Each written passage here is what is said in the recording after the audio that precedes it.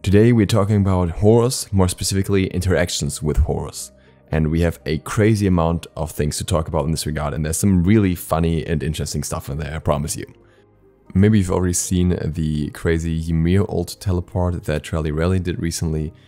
I can tell you that that's just the tip of the iceberg, and there's a lot more funny stuff that you can possibly do, which you'll see today. First of all, a big thanks to Flareboot and Superteats for helping me out with testing all these things. There was a lot of time spent in jungle practice to get all of these together.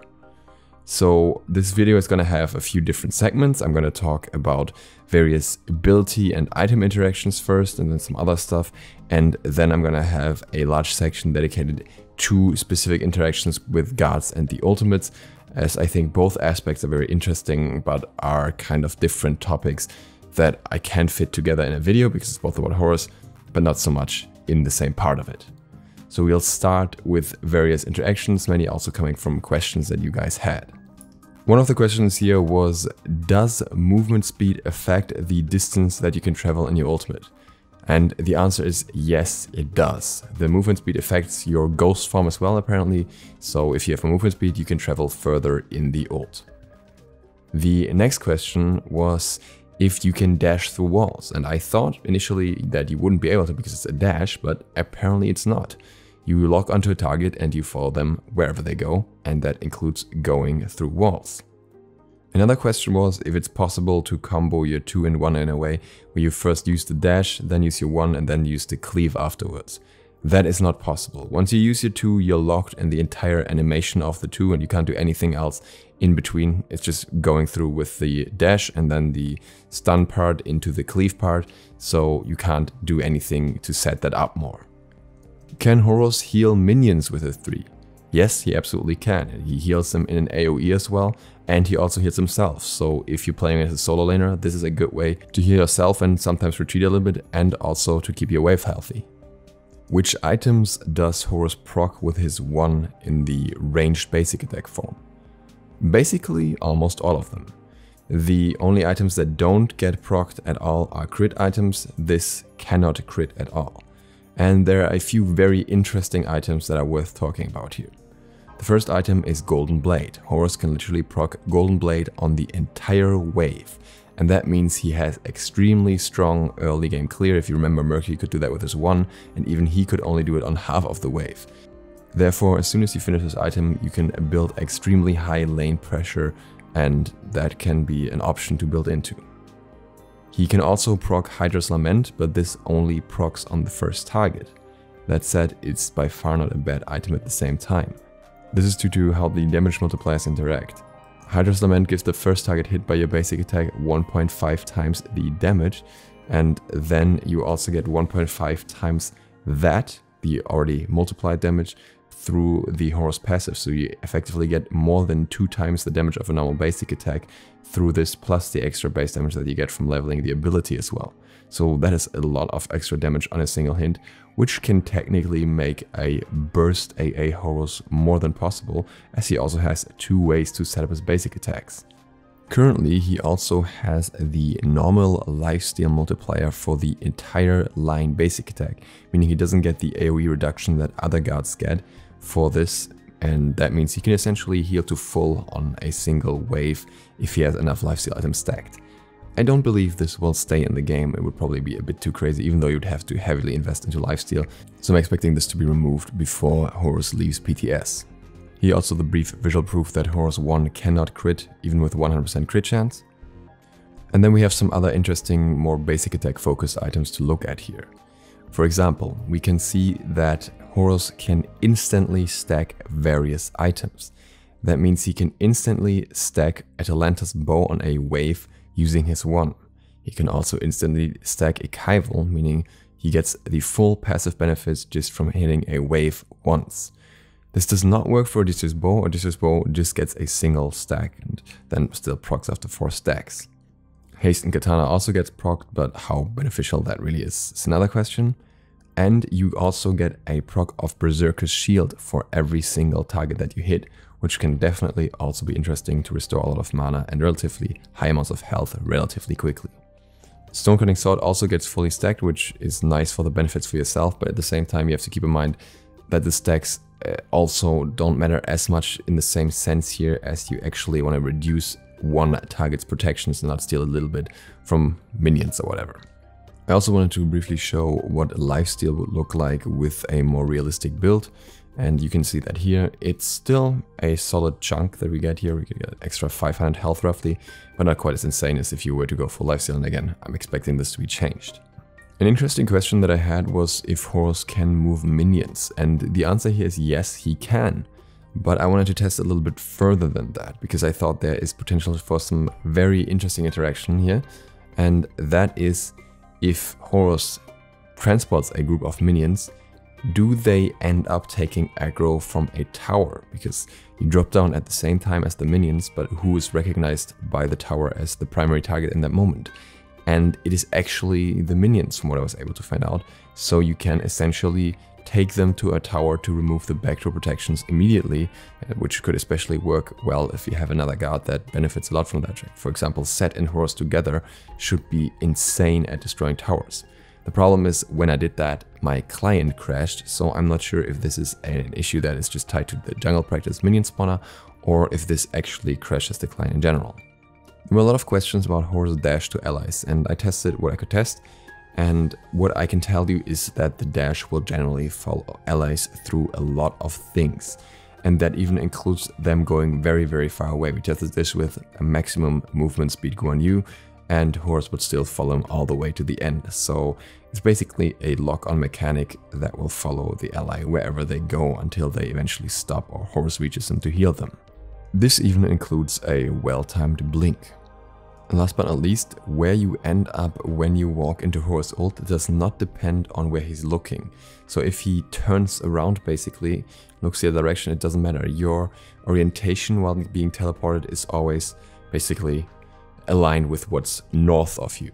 This makes it a little bit easier to know where you're going to drop into the fight, but it's always still a little bit disorienting at the start, because you're in a completely different location. And now let's talk about all the god interactions that we have. The first one is ANUBIS.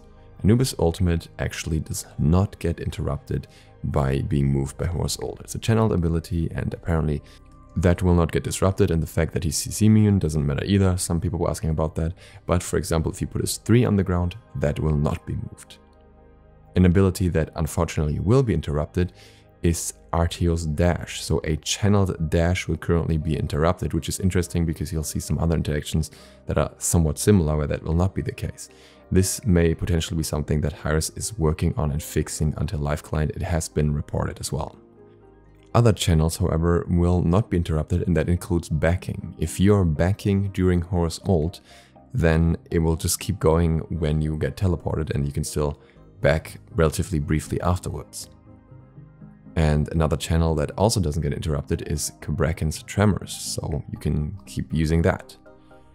Horus cannot pick up CHERNOBOG and his ult when he is in the wall. That is because CHERNOBOG is untargetable, and untargetable targets basically can never get picked up. By the way, when CHERNOBOG dashes into a wall, Horus' heal will also stop there. He will not follow him further. That should be relatively obvious. With CHRONOS, things depend a little bit on what state of the ult he's in. If you have a CHRONOS that just started ulting, then he will be moved with the ultimate. However, he will not go back to his starting position. Basically, when he's teleported, this counts as a position reset, and he will never move back to wherever he was before. The same thing is true if you ult after you've been teleported by Horus' ultimate, so you will always just ult in place. However, if you ult a little bit earlier and you get to the point of the ultimate where you're untargetable, then you will simply not be teleported with Horus. We have a similar story with Fafnir as well. If you use your ultimate as Fafnir while in Horus' ultimate, it will actually lead to you not being teleported if you use it at the wrong time, before you turn into a dragon, because you are untargetable. However, if you're turning back from the dragon to the dwarf form, then you are targetable, and therefore you will be teleported with Horus. When it comes to Fenrir, we have some very interesting interactions as well. If Fenrir ults a target and picks them up and walks into Horus' ult, then Fenrir will still get teleported if he's Horus' ally, and the target just stays in that place, so basically gets freed. I wasn't able to test what happens if Fenrir is on the enemy team, but I would expect the same thing to happen. It just always takes anyone that is not untargetable with them as long as they're an ally.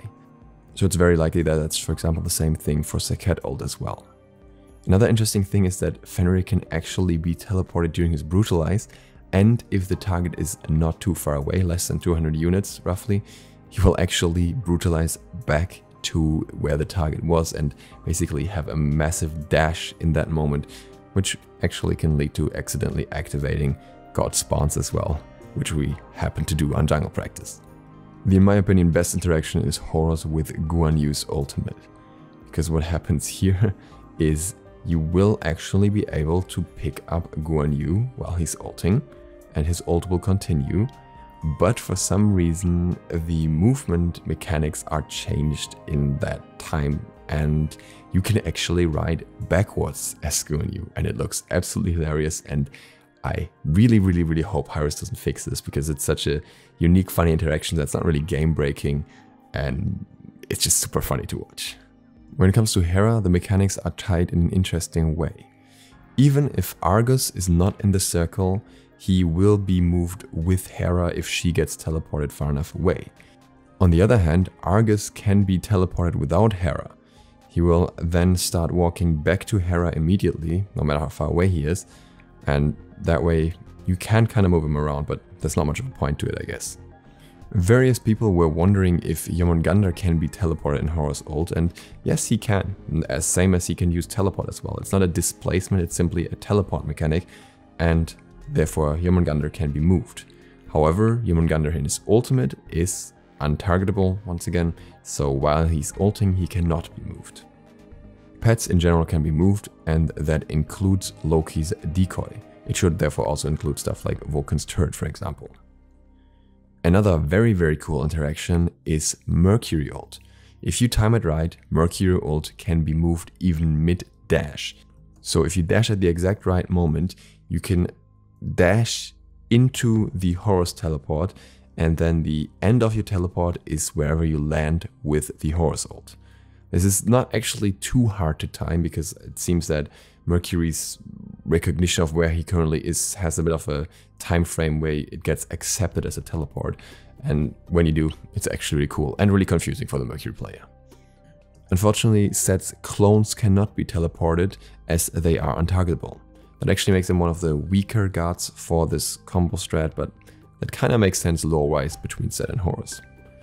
Skadi works very similar to Hera with Calder, as in he can be moved without her if he's in his attacking form, but what's different here is that if he's in his astral form, his untargetable form, then he cannot be moved by Horus unless Skadi is moved. And again, if Skadi is moved far enough away, it doesn't matter what state Calder is in, or if he's attacking something else, he will be teleported as well. So these pets stay close to the owner as long as the owner is teleported, but the pets can be moved the other way around essentially, but it will come back to the owner or to whatever target they were attacking. If Skadi is only teleported a short distance, then Calder will actually just stick to the target. It's only for longer distances that they both get moved together. When it comes to ulting under a tower, Horus stays targetable. Somebody was wondering about that. And if you are ulting under an enemy tower, you will take damage the whole time until you've landed, so that's a very bad idea. There's a few other questions that were asked that I didn't specifically test, but I can probably still answer. One is, if Nox dashes into you, will she stay on the ground when you're ulting, or will she go in the air with you? And she will very likely stay on the ground, as your body is on the ground and not in the air. Also, if there were two Horuses, one of them being Morrigan turned into Horus, and they ulted in different directions, where would you go? The answer is probably wherever the first one ping-wise landing takes you. I think it would just register as whatever is fastest, and then you're already in a different position and not affected by the secondary ult. And can Hydra's combo itself in Horus 1? Yes, it does. The Hydra's effect procs on the first part of the ability. Does the Wing Gust on Horus 1 apply spell effects or basic attack effects? It applies basic attack effects, so no Crusher but Hydra's, for example. And can you teleport Hades' ult? As we know that you can teleport Ymir ult and various other ults, there's no reason that you couldn't teleport Hades' ult. I hope this was as interesting for you guys as it was for me testing all this stuff. If you're new to the channel, feel free to hit the sub button and ring the bell, it really helps me out. And other than that, see you for the next one, hopefully tomorrow. DukeSloth, out.